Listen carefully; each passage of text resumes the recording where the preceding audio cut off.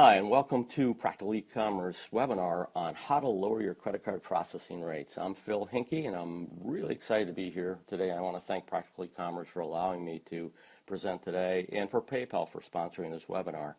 I have a lot of information to present in less than 30 minutes, so I'm going to move quickly, and at times I may not have time to go into the details as to why I'm asking you to do certain things. But there will be a question and answer session afterwards, and you can certainly ask me at that time. Now, just as a quick introduction, I'm an aerospace engineer by degree, but I left the engineering world in the early 90s, went into the credit card processing world, worked for 3 major companies. I was a senior VP at one of the largest companies in the United States before leaving and starting my own company, which is Merchant Fee Savers. Merchant Fee Savers is an independent company. It's not affiliated with any providers. I have placed my merchants, my clients in PayPal because it was the best value for them. I've taken them off of PayPal because I found the better value. I've renegotiated with their existing provider because they were with the right provider but the wrong cost, and I have gone off for blind bids because my clients were on the wrong provider and at the wrong cost. I simply do what's best for my clients. Now, a little bit on the sponsor first. PayPal is your one partner for all the ways people pay, from credit and debit cards to consumer financing and the latest digital wallets. PayPal's payment technology is built for phones, tablets, laptops, desktops, and storefronts.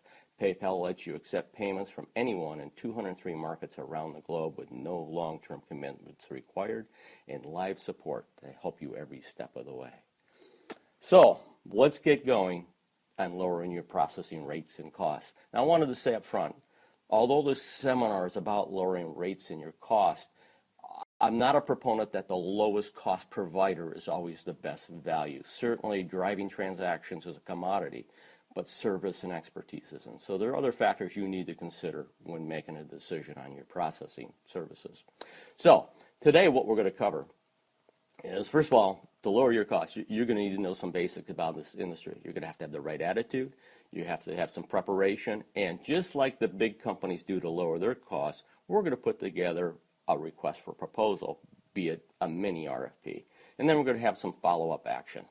Now, I do want to say, just because of the time constraint, I'm going to focus on Visa and MasterCard, but in your RFP, you really should include the American Express OptBlue program. I wrote a couple of articles on those for Practical E-commerce in 2014. In those articles was a form that you could use in your RFP to include American Express OptBlue, and I recommend you do that.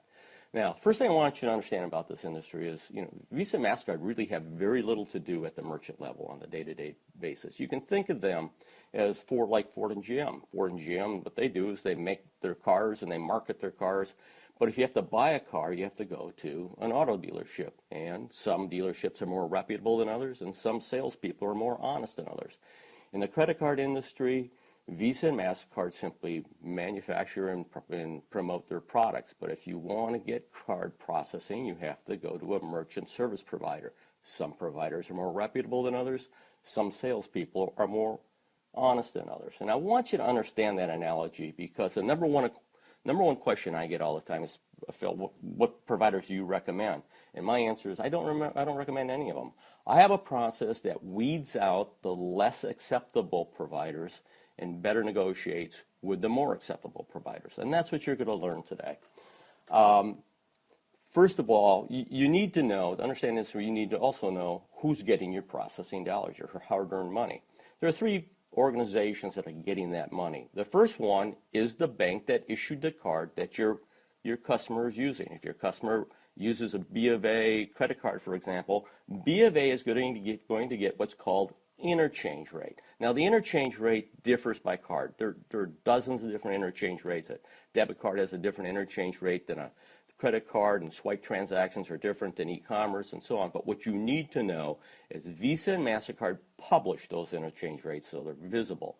They're non-negotiable, and they are the same for every provider. You're going to need to know that term interchange rate, because when we put together this RFP, you're going to say that everything's going to be based on published interchange rates. The next organization that gets your money are the card companies themselves, Visa and MasterCard, for example. They make their money by charging the providers a litany of fees that could include assessment fees and access fees and other fees. These fees are non-negotiable, and for the purposes of this conversation, those are all the same for all providers. And then the next organization that you're going to need to know is the merchant service provider. They're the next group that gets a piece of the action. And when you're negotiating rates, what you're really doing is negotiating their rates and fees. Now, the providers price merchants generally in 3 different ways. They'll either put a merchant on what's called an interchange plus pricing plan, or they'll put the merchant on a tiered pricing plan, or they'll use a fixed rate pricing plan to price the merchant. Now, I'm a proponent of the interchange plus pricing plan. I absolutely dislike the tiered pricing plan, and I find for e-commerce merchants the fixed rate plan is an acceptable plan. Let's talk a little bit just about interchange plus first. Interchange plus pricing, what that means is that the providers are taking their wholesale rate, that is these published interchange rates and these pass-through fees, and they're then marking them up by some percentage or some per item fee. And of course, they may be adding monthly statement fees and so on. They're adding their markups. What I love about this plan is you can very readily, very easily see what your provider's gross revenue is. And therefore, you can, in determining who has the lowest bid, you can determine who's the lowest bid provider simply by looking at the gross revenue. As an example, let's say you're doing $1 million a year in processing, you have a $100 average ticket, and your provider is pricing you at 0.1% plus 5 cents over interchange and pass-through fees. And then they have, let's say, $15 in monthly fees. You could quickly determine that the gross revenue that this provider has is $1,680 a year off your account. Now, I do want you to be aware that some of these less acceptable providers will try to hide surreptitiously markups in their pass-through fees and their interchange. But in this process, we're going to weed out those providers. The next pricing plan that providers use is a tiered pricing plan. Tiered pricing plan, what they do is they take all these interchange rates, all these card types, and they bunch them into tiers. The most common tiered plan is called a 3-tier plan. You have a qual rate, a mid-qual rate, and a non-qual rate. For the purpose of this, that's as far as I'm going to go, because if you're on a tiered pricing plan, you're on the wrong plan, and very possibly you're with the wrong provider. We are not going to allow tiered pricing in our RFP. Fixed rate plans are what PayPal uses and Square and companies like them use. And all the beauty of it is all transactions are at one rate. Now, they may have one rate for swiped and one rate for e-commerce or keyed entered, but it's one rate, and there may be a monthly fee. But the nice thing is, the rate is whatever, 2.2% and 10 cents, or 2.7% and 0 cents, or whatever the rate is. It's that same rate for all transactions. Simplicity is the beauty of the fixed rate pricing plan. Of course, you have to make sure you have a competitive rate, and we're going to show you how to make sure you get the lowest rate in this bid process. Now, to start the process, you're going to first have to have the right attitude. Most merchants ask their provider for a rate review, or they get a bid from a competing salesperson, and they send it to the provider and say, hey, can you match this rate? That's just the wrong attitude. What you have to understand is there are over 1,000 providers out there right now that would love to have your business, and hundreds of them could actually save you money. You have to be willing to leave your current provider. Now, that doesn't mean you're going to in this process, but you have to be willing to leave your provider. That's the right attitude.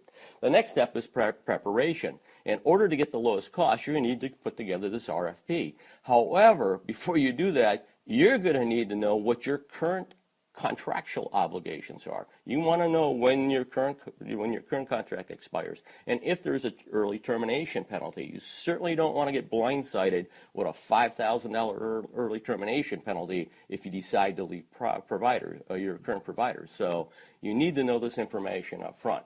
And by the way, if your current provider has a very punitive early termination fee, you're with the wrong provider, and you need to leave that provider as soon as that contract's up. In this RFP, you're going to use precise verbiage. Now, this industry uses sloppy verbiage. You probably have had salespeople come in and say, hey, we're going to put you on this cost plus plan.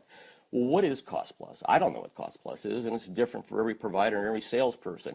You're going to talk in terms of specific verbiage. You're going to say published interchange rates, the actual pass-through fees charged by the card companies, the precise verbiage, so everybody is judged equally. And then you're going to send this RFP out to several providers. It may be your existing provider, certainly, maybe your bank, and I'd recommend at least 8 other providers. Now, that may sound like a lot of work, but understand this process is going to weed some of these out right away, and you're going to continue to weed those that send their bids in as we go through this process. Now, again, we're focusing on costs, but in your RFP, you may, maybe next day funding is going to be important, maybe making sure that the provider debits their fees at the end of the month instead of daily. Those type of factors you really should consider in your RFP as well, but we're going to focus on cost. The first thing you're going to do is you're going to want to start weeding out the unacceptable providers right away. And the way you do that is with your opening statement, what you're looking for. You want them to know that you know your stuff, that you're going for an interchange plus pricing only. The other programs are not going to be accepted, and they're going to be based on published interchange rates and the actual pass-through fees charged by the companies. Now, in this, you may want to say your program, what you're going to do is you're going to take the top 3, let's say, lowest providers, and then you're going to have a conference call and talk about service. Again, I recommend that. Again, this is about cost, but you want to know all the aspects of the providers so that you make the decision based on value versus purely cost. Then in your RFP, you're going to have to let them know some information about you in order for them to give you a bid on your services. I'd recommend you give them your website, give them a little bit about what you sell, how long you've been in business, how much obviously you process per year is going to be very, very important, and then what your average ticket is. As a general rule of thumb, the more volume you have, processing volume per year, the lower your rate's going to be. You're going to have to let them know what your maximum sale is. And then in other risk factors they're going to need to know. They want to know if you're going to have any future deliverables, what your chargebacks are every month, and also how many returns you get every month. These are risk factors that they may want. You also want them to know what gateway you're using. And you do that for a couple of reasons. Number one, they may not be certified on that gateway, so they can't provide a bid, or they may offer a different gateway. But number two, these providers have resale agreements with gateway companies, and they may be able to offer you a better rate on the gateway as well. In your requirements, again, you're going to make sure that you let them know it's based on published interchange rates, actual pass-through fees, but then you want them to give you all their periodic fees, all their per item fees, all their event fees, the gateway fees, obviously, any potential future fees. If you don't fill out the SAQ form, are you going to be hit with a PCI non-compliance fee? And then you want them to know what your pricing policy is, what their pricing policy is for refunds. When you refund your customer, Visa and MasterCard return the interchange to your provider. Some providers return that to the merchant. Some keep it. Some not only keep it, but they charge the merchant another processing fee. Depending upon how many refunds you have a year, I mean, the difference could be hundreds of dollars or thousands. So you need to know what their refund policy is on what the pricing policy is on refunds. And again, there's going to be no termination fees. You're not going to allow any termination fees in this bid process. Further, you're going to want to see a sample of their statement. Now, this is kind of strange because they're always asking for your statement. You're not giving them your statement. You're asking for a sample of theirs because you want a detailed statement, and you're going to let them know what you're looking for is that detailed statement that shows all the rates and fees. You really want, as a merchant, that 9-page statement. Even if you don't understand what all the terms are and all the fees are, you want it because it airs their laundry, any dirty laundry they may have. So you want the detailed statement. And then you're going to also ask for some specific information, specific fees, and where you can find them on that sample statement. Specifically, you want to know where the APF fees are and the assessment fees are. You're going to want to know that MasterCard acquirer license fee as well, and I'll explain in a second. But you're going to want those fees. Now, once you get the bids in, the first thing you're going to look at is their statements. Do they have a detailed statement? Are every one of these interchange rates listed out on the statement with the interchange rates and volumes and transactions fees? So you can do a calculation if you wanted to, not that you have to, if you wanted to make sure it's correct. The reason why you want that detail, just go to my article from May, my Practical E-commerce article from May of 2015. And in there, it shows how easy it is for a provider to add a surcharge into those interchange rates without the merchant knowing it. That's why you want that detail. And then you're going to look at these specific fees you asked for. The fees I list here are the exact fees that you should see from them. And if they aren't, weed them out. Now that MasterCard acquirer license fee, the reason I point that out is some providers are having a hard time capturing that and pricing that. It should be around 0.004%, somewhere in that range. I've seen it as high as 0.05. Certainly if it gets up that high, weed that provider out. But I'd say 0.004, maybe to 0.01 could be acceptable. And then for APS, the ABS fee, this is a per item fee. I like 0, but I do allow up to 1 cent as far as an ABS fee because I realize some providers just can't get around that with their processors. And anyways, so once you have all this information, now you're just going to do a quick analysis. This is, again, be very easy to see who's the lowest cost provider. Let's say if your existing provider has you currently on Interchange Plus rates, this is going to make it very easy. You can look at your existing rate. Let's say it's 0.4% plus 10 cents over interchange and pass-through fees and a $10 statement fee. You can quickly assess that the gross revenue that this provider is making on your account right now is $5,120. And then you look at the bids, and here's a bid, say bid number 1. They have their rates, their fees, their monthly fees, etc., and it comes out to $1,102. You can see right away this bid is about $4,000, going to save you about $4,000 a year. And you just walk through the bids, and the process is done at that point. You know who has the lowest bid.